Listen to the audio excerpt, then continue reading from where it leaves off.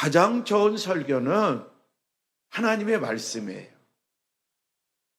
그래서 이 하나님의 말씀을 우리가 늘 읽고 묵상하고 그리고 신비에 새기고, 신비에 새겨진 말씀이 성령님과 함께 역사하실 때 우리 그리스도인들은 하나님의 말씀을 실천하는 그리스도인들, 믿음의 청년들이 될 수 있어요. 가장 좋은 설교는 뭐라고요? 하나님의 말씀. 가장 좋은 설교, 가장 훌륭한 설교는 하나님의 말씀밖에 없어요. 예수에 관한 이야기도 그렇죠. 우리가 늘상 예수님을 깊이 생각하며 살아야 되는데, 예수님의 이야기도 가장 좋은 글은 바로 성경 66권에 나와 있어요. 그렇죠? 그래 안 그래? 그런 것 같죠? 사실 그렇습니다. 가장 좋은 예수님의 이야기, 그렇죠? 바로 창세기로부터 요한계시록까지 성경 66권에 나와 있어요. 그래서 우리가 바로 예수님을 연구하며 살자는 거예요. 예수님을 연구하려면 어떤 신학자의 이야기, 어떤 목회자의 이야기보다도 가장 훌륭한 건, 텍스트는, 주 교재는 성경에 나와 있는 하나님의 말씀. 하나님의 말씀. 하나님의 말씀이에요. 그러니까 우리는 그래서 이 중요한 사실을 늘 염두에 두고 생활할 필요가 있는 거예요. 특별히 베드로전서 3장에도 이런 말씀이 나와요. 너희가 다 마음을 같이하여 동정하며 형제를 사랑하며 불쌍히 여기고 겸손하며 악을 악으로 욕을 욕으로 갚지 말고 도리어 복을 빌라. 이를 위하여 너희가 부르심을 받았으니 이는 복을 이어받게 하려 함이라 라고 말씀하고 있어요. 우리는 그리스도 예수 안에서 나의 성품이, 나의 인격이, 나의 언어 생활이, 나의 행동이 변화되기를 원하죠. 변화되기를 원하는데 이 변화가 그렇죠, 서서히 이루어지는 거죠. 이게 서서히 이루어진다는 표현은 점진적인 변화다. 순간순간 변화도 있지만 점진적으로 변화가 이루어지고 있구나라는 사실을 우리 그리스도인들이 깨달을 수 있어요. 쉬운 예로 내가 10년 전에 신앙생활, 아니 20년 전에 신앙생활, 그리고 지금의 나 한번 생각해 보세요. 누구와 함께 생각을 해요? 예수님과 함께 생각을 해야 돼요. 예수님과 함께. 예수님과 함께는 말씀과 함께, 말씀을 통해서 나 자신을 조명해 본다. 20년 전 신앙생활. 아니 60년 전, 60년 전에는 잘 생각이 안 나겠죠. 한 20년 전으로 봅시다. 오늘 오전 예배 김혜숙 집사님이 오셨는데 그분도 저희 교회로 등록한 지가 20년이 지난 것 같아요. 20년. 그래서 지금은 가까운 교회를 다니지만 가끔 나타나셔서 하시는 말씀, 목사님, 이 앞으로 지나갈 때는, 서울역 쪽으로 지나갈 때는 청파 성결교회가 계속 연상이 됩니다. 그리고 또 유튜브를 통해서 교회에서 예배드리는 그 광경을 보고 함께 예배를 드립니다. 그런 말을 종종 했어요. 그러니까 오늘은 저와 대화할 기회가 없었어요. 반갑게 나와서 인사를 하는데 제가 손 좀 잡아줬으면 좋을 텐데 아직 습관이 손을 내밀지 못하는 거예요. 이게 딱 악수하는 게 굳어버렸어요. 네. 싹 굳어가지고 손이 나오지 않는 거예요. 네. 그랬더니 이제 사모한테 가서 전 예배를, 아니 무슨 대화를 하는데, 무슨 대화를 했는지는 모르죠. 뭐 옛날 이야기 했겠죠. 20년 전 10년 전, 지금의 나 한번 생각해 보시면 하나님의 말씀을 통해서 다듬어진 게 있습니다. 성령님을 통해서 다듬어진 게 있어요. 만약에 조금이라도 점진적으로 다듬어지지 않았다면 그 문제예요. 성령께서 그렇죠, 부셔버리는 거죠. 왜? 예수님의 형상을 닮아가지고. 도자기를 굽는 사람들, 이전에 도자기를 굽는 사람들 있죠. 명인들이 있죠. 명인이라는 것은요, 세상적으로 말하면 그 도자기가 값어치가 있다. 그래서 도자기를 굽는 사람이 자기가 의도한 대로 그렇죠, 구워지지 않으면 그것을 망치로 들어가지고 깨부십니다. 왜? 그것이 세상 밖으로 나가면 자기 자신의 값어치가 떨어지기 때문에 그냥 부셔버려요. 부셔요. 하나님도 하나님이 사랑하는 자녀들이 순간의 변화, 천진적인 변화가 없다면 어느 한순간에 징계를 통해서 방망이를 둘 수도 있어요. 왜? 하나님은 사랑하시는 자를 징계한다고 성경은 말씀하고 있기 때문에 그렇습니다. 바로 베드로전서에 나와 있는 말씀 속에서 이런 의미를 우리가 찾아볼 수가 있어요. 제가 옛날 옛적에 벌써 30년이 지났으니까 옛날 옛적이잖아요. 저쪽 상도 성결교회에서 그렇죠, 함께 신앙생활하고 저 사역을 감당할 때 어떤 권사님이 제가 교구를 담당하고 있으니까 찾아와가지고 목사님 나 괴로워서 못 살겠어요. 무슨 일 때문에 그렇게 괴로워하십니까? 라고 질문을 던졌더니 그것도 다름 아닌 구역식구가 나를 그렇게 괴롭힌다. 구역식구. 그러니까 괴롭힘을 당하고 괴롭히는 사람은 먼 데 있는 사람이 하는 것이 아니더라고요. 요즘에는 그렇죠, 인터넷이 발달돼 가지고 댓글을 통해서 외국에 있는 사람도 괴롭힐 수는 있지만 30년 전에는 그렇지 않거든요. 그래서 너무나 괴로워서 목사님 어떻게 해야 되죠? 그래서 제가 우리가 함께 봉독한 베드로전서에 나와 있는 말씀을 펴고 그냥 읽어드렸어요. 더 이상 얘기를 안 했어요. 왜? 구역식구가 구역장인 본인을 괴롭히니까. 제가 비록 부목사지만 거기서 말 한마디를 잘못하면 어떻게 되겠어요? 구역이 깨지는 거예요. 또 상처를 입게 되면 누군가는 교회를 나올 수 없어요. 그러니까 그때는 지혜롭게 잘 가르쳐야죠. 지혜롭게 가르칠 수 있는 방법은 인간의 이야기를 하면 안 됩니다. 누구 이야기를 해야 돼요? 예수님의 이야기. 하나님의 말씀. 이 하나님의 말씀을 베드로전서에 나와 있는 말씀을 펴고 그대로 읽어줬어요. 그대로 읽어주니까 그렇죠. 어떤 말씀을 읽어줬느냐?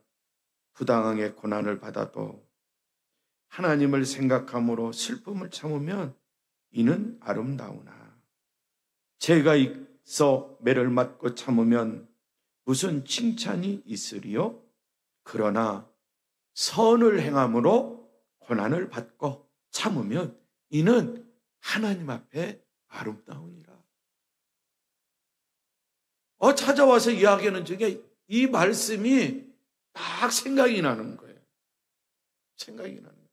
그렇지. 성령께서 깨워주신 이 말씀만 읽어드리고 기도하고 마치자. 그런 거죠. 인간 이야기는 하지 않고. 그래서 이 말씀을 제가 낭독하고 기도하고 마쳤더니 권사님이 눈물을 찔끔찔끔 흘리더니 아무 말도 안 하고 가시더라고요. 아무리 주변 사람이 괴롭혀서 괴롭힘을 당해도 본인은 잘못 없다고 하니까 이는 하나님 앞에 아름다운 일. 자, 하나님의 말씀의 능력이 그렇습니다. 그래서 우리 그리스도인들은 바로 설교 제목에 나와 있는 주제, 우리가 어떻게 살면 다른 사람에게 은혜를 베푸는 사람이 될 수 있을까요? 라고 질문했을 때 우리는 예수님을 많이 연 거예요. 예수님에 관한 이야기를 많이 연 거예요. 어디를 통해서? 성경 말씀을 통해서, 하나님의 말씀을 통해서. 두 번째는 다른 사람들에게 은혜를 베풀 수 있는 사람은 어떤 사람일까? 바로 베드로전서에 나와 있는 말씀이나 에베소서에 나와 있는 말씀을 보면 두 번째는 용서의 삶입니다. 용서의 삶. 용서를 하되 적극적으로 용서하며 사십시오라고 말씀을 드리고 싶습니다. 그리스도처럼 우리에게 죄 지은 자들을 적극적으로 용서할 때 우리 그리스도인들은, 믿음의 청년들은 하나님의 은혜의 통로의 역할을 잘 감당할 수가 있어요. 우리 그리스도인들에게 주님께서 가르쳐 주신 주기도문, 주기도 다 아시죠? 우리가 우리에게 죄 지은 자를 사하여 준 것 같이 우리 죄를 사하여 주시옵고, 우리가 우리에게 죄 지은 사람을 용서하여 준 것 같이 우리의 죄를 용서하여 주시고 라고 날마다 우리는 주기도문을 암송을 해. 의미도 알지도 못하고 그냥 다람쥐가 쳇바퀴 돌듯이 암송하며 살아요. 그래서 달달달달달달 애우기만 했지 이 말씀이 마음에 와 닿지는 않아요. 근데 이 말씀이 한순간 와 닿는 순간 어떤 생각이 들까? 제 나름대로 제가 체험한 바, 이건 제 얘기야. 이렇게 하나님의 말씀을 읽고 묵상하고 기도하면서 어느 한순간 가슴에 와 닿는데, 그럼에도 불구하고 우리는 우리에게 죄 지은 자를 용서하지 못하고 생활할 때가 많이 있더라. 여기서 복수형을 썼지만 나라고 표현하면 돼요. 나는 나에게 죄 지은 자를 용서하지 못하고 생활할 때가 많아요. 나의 입술로는 용서를 선포했지만 그러나 이 마음속 한구석에는 용서하지 못한 마음을 지니고 있다는 사실을 수없이 발견할 때가 많이 있어요. 마태복음 6장에 나와 있는 말씀도 보면은 너희가 사람의 잘못을 용서하면 너희 하늘 아버지께서도 너희 잘못을 용서하시려니와 너희가 사람의 잘못을 용서하지 아니하면 너희 아버지께서도 너희 잘못을 용서하지 아니하시리라. 이라는 말씀. 너희가 남을 용서해 주지 않으면 너희 아버지께서 너 잘못한 거 용서해 주지 않을 거야. 라는 이 하나님의 말씀을 또 하나 알아요. 알고 있음에도 불구하고 이 용서한다는 게 아주 힘이 들더라. 그래 안 그래요? 제 이야기지만 우리 청년들의 이야기 한번 생각해 보세요. 우리 그리스도인들의 이야기 한번 듣고 싶어요. 그러나 한번 속으로 한번 이야기를 하세요. 속으로. 야, 용서하며 살아야 되는데. 용서하고 싶은 마음은 있는데 실제적으로 용서하지 못하고 살고 있다. 입으로는 축복을 선포하는데 성경에 나와 있는 말씀처럼 속으로는 저주의 마음을 품고 입술로는 어쩔 수 없이 축복을 선포하는 자, 바로 나 자신. 우리 그리스도인들도 우리 믿음의 청년들도 한번 생각해 보면 좋겠어요. 누가복음에 나와 있는 말씀에 보면은 우리가 우리에게 죄 지은 모든 사람을 용서하오니 우리 죄도 사하여 주시옵고 우리를 시험에 들게 하지 마시옵소서라고 기도해요. 시험에 들지 않게 해달라고. 그러니까 내가 용서를 마땅히 해야 되는데 용서하지 않은 것 때문에 나 스스로 시험에 빠져. 상대방이 나한테 와서 무릎 꿇고 용서해 주세요, 용서해 주세요. 그것만 바라고 있어. 그러기 전에 우리는 주님을 생각하면서 상대방이 그렇게 하지 않아도 용서하는 마음을 갖고 용서하며 우리가 생활해야 되는데 그렇게 하지 못하기 때문에 나 스스로 시험에 빠져서 생활하는 경우 허다하죠. 허다해요. 너희가 서서 기도할 때에 어떤 사람과 서로 등진 일이 있으면 용서하여라. 그래야 하늘에 계신 너희 아버지께서도 너희의 잘못을 용서해 주실 것이다. 다 우리 주님이 하신 말씀이에요. 주님이 하신 말씀. 우리가 잘 아는 말씀 가운데 하루에 7번씩 죄를 짓고 7번 내게 돌아 회개함. 반드시 용서해 줘라. 그 사람이 나한테 와서 용서를 빌었으니까 용서해 주는 거 7번이다. 이건 누구든지 하기 쉬워. 네. 자기가 잘못한 것도 있음에도 불구하고 자기 자신이 무엇가 잘못된지도 모르고 살아. 그러니까 내가 그 사람 찾아가서 용서를 빌어야 되는 그 이유를 모르는 거야. 자기 스스로 나는 잘못이 없는데 내가 말하고 행동한 것이 스스로 나는 잘못된 거 없어. 그렇게 인식하고 살기 때문에 그렇죠. 용서할 필요성, 용서를 빌 필요성을 못 느끼는 거예요. 상대방이. 그러나 나 자신은 그 사람의 말과 행동을 통해서 이미 마음에 상처를 입었거든. 근데 상대방은 몰라. 그러니까 용서하라 오질 않아. 그랬을 때 그런 예수님을 연구해 보면 오지 않아도 용서하며 살으라. 왜? 주님이 나의 허물과 죄를 용서해 주셨기 때문에. 용서해 주셨기 때문에. 이런 삶을 살지 않으면 스스로 시험에 빠지고 스스로 그저 신앙생활에 장애 요인이 되고 스스로 이제는 또 그렇죠. 함께 믿음 생활도 할 수 없는 그런 상태에 이르기까지도 한다는 걸 우리가 아셔야 돼요. 골로새 3장 12절 이하에 나와 있는 말씀. 그러므로 너희는 하나님이 택하사 거룩하고 사랑받은 자처럼 긍휼과 자비와 겸손과 온유와 오래 참음을 옷 입고 누가 누구에게 불만이 있거든 서로 용납하여 피차 용서하되 주께서 너희를 용서하신 것 같이 너희도 그리하고 이 모든 것 위에 사랑을 다하라. 이는 온전하게 매는 띠니라. 용서, 궁극적으로 사랑과 연결시켜요.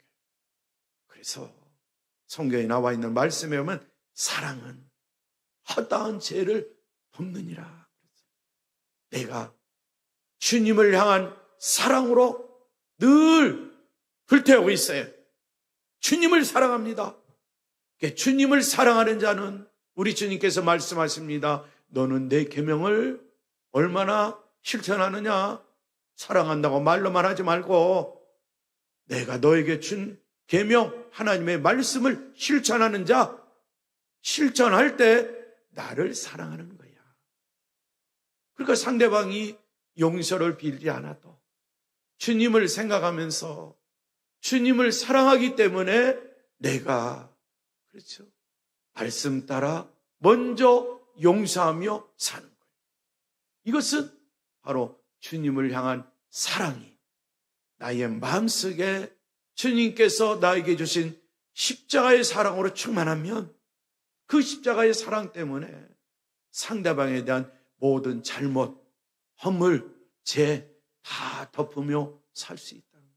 이걸 이제 그렇죠. 다른 말로 표현하면 적극적으로 용서하며 살아. 소극적인 용서가 아니라 적극적으로 말씀에 의지해서 적극적으로 용서하며 살아. 성경에 보면 우리 그리스도인들이 잘 아는 요셉 알죠? 구약성에 나와 있는 요셉. 이 요셉이야말로 용서를 실천한 사람 중에 한 사람. 예수님은 말할 것도 없고요. 창세기 45장 8절과 15절에 나와 있는 말씀을 제가 읽고 기도하도록 하겠습니다. 그런즉 나를 이리로 보낸 이는 당신들이 아니요. 이게 무슨 말인지 다 알죠? 요셉이 형들을 찾아갔잖아요.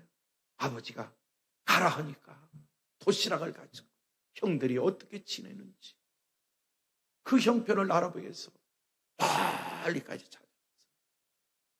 형들의 마음속에는 요셉이 어렸을 때 꿈꾼 이야기를 듣고 그 안에 시기심이 있고 질투심이 있고 크게 쌓이고 쌓여서 이제는 살인죄까지 범하게 됩니다. 예수님이 말씀한 살인죄, 구덩이에 빠뜨렸다. 이게 살인죄. 그래도 마청이 야 그러면 되지 않잖아. 우리 혈육인데 그 구렁텅이에서 꺼냅니다. 형제들. 마청이 막 와서 찾아봐. 없네. 어디 갔지? 그때 이제 마청도 어쩔 수 없이 그들과 하나가 됩니다. 그러면서 이스마엘 상인들이 지나가는 광경을 보고 그들에게 요셉을 팔아요. 그들은 애굽으로 가는 사람들이 상인들 팔려갔잖아요. 그 과정 속에서 여차 잡고 국무총리까지 됐어요. 흉년이 들어요. 꿈 이야기대로 그들이 먹거리 때문에 내려갑니다. 형과 늘과 요셉이 대면합니다. 그랬을 때 형들의 두려움, 과거 사건이 다 생각나거든. 죽은 줄로만 알았던 요셉, 아니면 노예 신분이 돼서 그렇죠. 우리를 만나지 못할 거야. 그랬는데 국무총리가 다 해서 요셉이 형들을 만나게 되죠. 베냐민은 과거 이야기를 모르잖아요. 그때 요셉이 한 말이 나를 이리로 보낸 이는 당신들이 아닙니다. 나를 애굽 땅에 보낸 이는 하나님이십니다. 하나님이 나를 바로에게 아버지로 삼으시고 그 온 집의 주로 삼으시고 애굽 온 땅의 통치자로 삼으셨습니다. 하나님을 생각하면서 하나님이 보내셨다는 믿음의 확신을 가지고 그렇죠? 용서해 줍니다. 그래도 불안해요. 그래도 불안하다고요. 그러니까 두 번째, 요셉이 또 형들과 입맞추며 안고 보니 형들이 그제서야 요셉과 말하니라.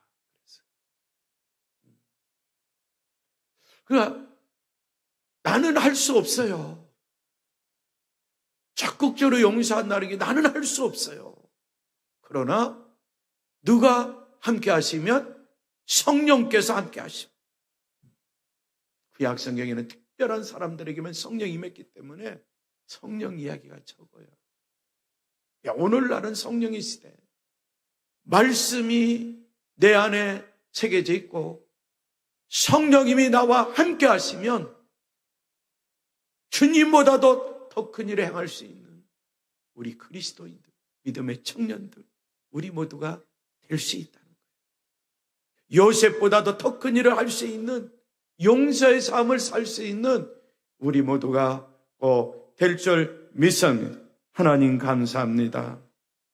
우리 모든 그리스도인들 주님으로부터 끊임없이 순간순간 풍성한 은혜를 받고 삽니다.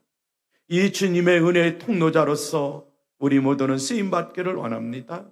그리고 예수님을 깊이 연구하고 또 우리 모든 그리스도인들 은혜의 통로자로 쓰임받기 위해서 용서하지 못할 사람이 없다는 것 성경을 통해 살아싸우니 우리 모든 그리스도인들 주의 말씀과 성령의 역사를 통해서 내가 먼저 용서하고 그리고 우리 주님으로부터 용서를 받고 우리 주님의 은혜의 통로자로서 크게 쓰임받는 우리 믿음의 청년들, 우리 모든 그리스도인들 다 되도록 은총을 베풀어 주시옵소서. 나 스스로는 할 수 없습니다. 그러나 주께서 역사하시면 할 수 있다는 믿음의 확신을 가지고 하나님의 말씀을 실천하면서 주님으로부터 받은 사랑, 주님 깊이 사랑합니다. 주님께 보여드리고 이웃들에게는 주의 사랑도 나눠주고 주의 은혜도 나눠주고 함께 믿음 생활에 전진해 나갈 수 있도록 도와주시고 인도하여 주시옵소서. 예수님의 이름으로 기도하옵나이다. 아멘.